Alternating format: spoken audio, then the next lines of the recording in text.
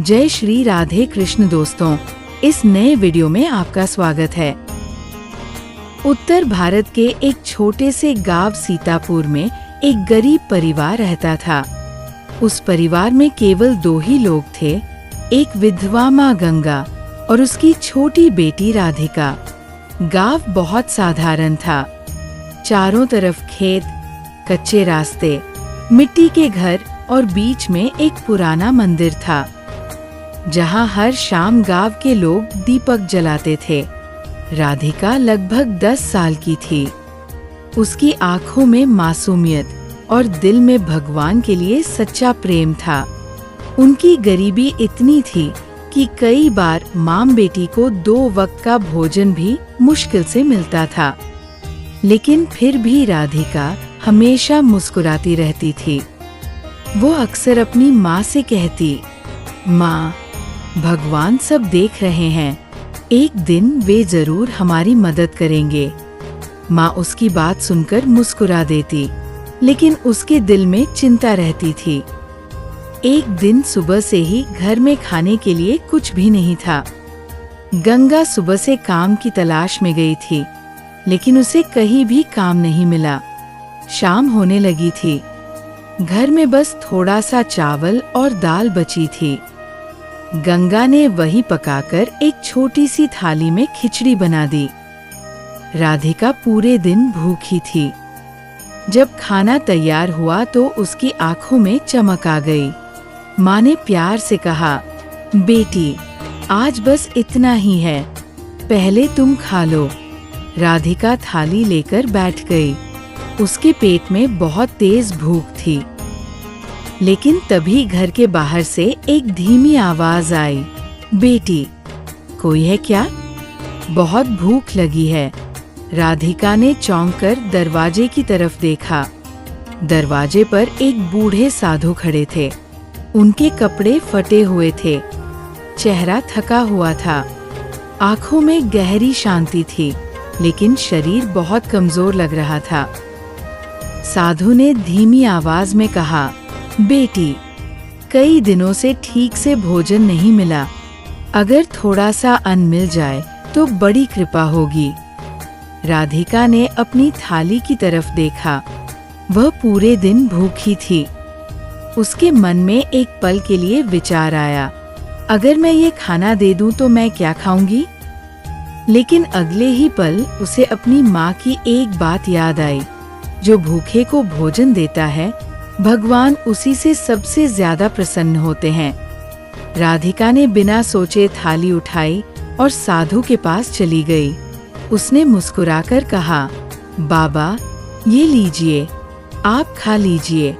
साधु ने आश्चर्य से पूछा, बेटी, और तुम? राधिका ने हल्की मुस्कान के साथ कहा, मैं बाद में खा लूंगी। साधु समझ गए कि ये बच्ची झूठ बोल रही है, लेकिन उसकी करुणा देखकर उनकी आंखें नम हो गईं। उन्होंने धीरे से भोजन स्वीकार किया। साधु ने जमीन पर बैठकर धीरे धीरे खिचड़ी खाई। राधिका पास में खड़ी मुस्कुरा रही थी। खाना खत्म होने के बाद साधु ने हाथ उठाकर आशीर्वाद दिया, बेटी, तुम्हारा दिल बहुत पवित्र है, भगवान तुम्हारी भक्ति से बहुत प्रसन्न है। राधिका ने मासूमियत से पूछा, क्या भगवान सच में सब देखते हैं? साधु मुस्कुराए, हाँ बेटी, भगवान हर अच्छे कर्म को देखते हैं। फिर उन्होंने कहा, आज तुमने जो किया है उसे भगवान कभी नहीं भूलेंगे। इतना कहकर साधु धीरे धीरे आगे बढ़ गए। जब गंगा घर लौटी तो उसने देखा कि राधिका खाली बैठी है। उसने पूछा, बेटी, तुमने खाना खा लिया? राधिका ने सच सच सब बता दिया। माँ पहले तो चुप रह गई, फिर उसकी आंखों में आंसू आ गए, लेकिन वो नाराज नहीं हुई। उसने राधिका को गले लगाकर कहा, बेटी, तुमने बहुत बड़ा पुण्य किया है। उस रात दोनों बिना खाए ही सो गई। रात के लगभग मध्य रात्रि का समय था। राधिका गहरी नींद में थी। अचानक उसे एक अद्भुत सपना आया।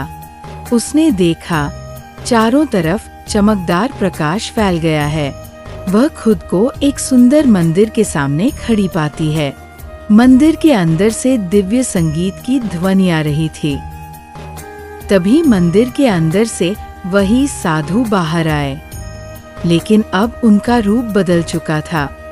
उनके शरीर से तेज प्रकाश निकल रहा था।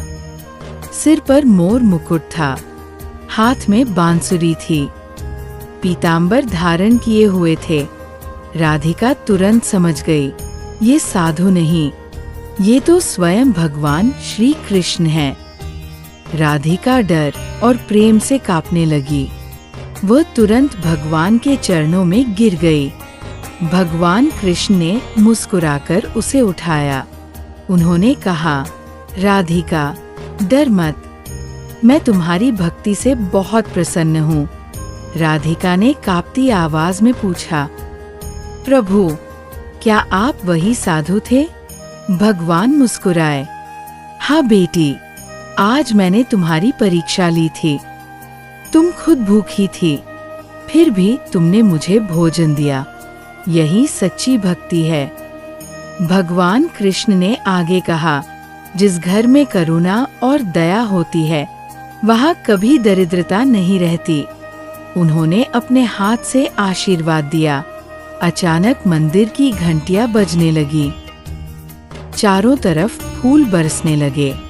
भगवान ने कहा, कल सुबह तुम्हारे जीवन में एक नया परिवर्तन आएगा। हमेशा इसी तरह दयालु रहना। इतना कहकर भगवान धीरे धीरे प्रकाश में विलीन हो गए। सुबह जब राधिका की आँख खुली तो उसे सपना याद था। वह भागकर अपनी माँ के पास गई और सब बता दिया। माँ ने कहा, बेटी, शायद ये भगवान का आशीर्वाद है। तभी अचानक दरवाजे पर दस्तक हुई। गांव के जमींदार खड़े थे। उन्होंने कहा, गंगा, मुझे घर के काम के लिए किसी भरोसेमंद व्यक्ति की जरूरत है। क्या तुम काम करोगी? गंगा ने तुरंत हाँ कर दी। अब उन्हें नियमित काम और भोजन मिलने लगा। धीरे धीरे उनकी गरीबी कम होने लगी। कुछ ही दिनों में ये बात पूरे गांव में फैल गई। लोग कहने लगे, राधिका बहुत पुण्य आत्मा है। गांव के मंदिर के पुजारी ने भी कहा, सच्ची भक्ति वही है जो राधिका ने दिखाई है। समय के साथ राधिका बड़ी होने लगी, लेकिन उसकी आदत नहीं बदली। वो हमेशा जरूरतमंदों की मदद करती, भूखे को भोजन देती, बीमारों की सेवा करती और हर दिन भगवान कृष्ण के मंदिर में दीपक जलाती। ये कहानी हमें एक गहरी शिक्षा देती है। सच्ची भक्ति केवल पूजा में नहीं होती। सच्ची भक्ति होती है दया में, करुणा में और दूसरों की मदद करने में। जो व्यक्ति भूखे को भोजन देता है, वह सीधे भगवान की सेवा करता है, क्योंकि भगवान हर जीव में बसते हैं।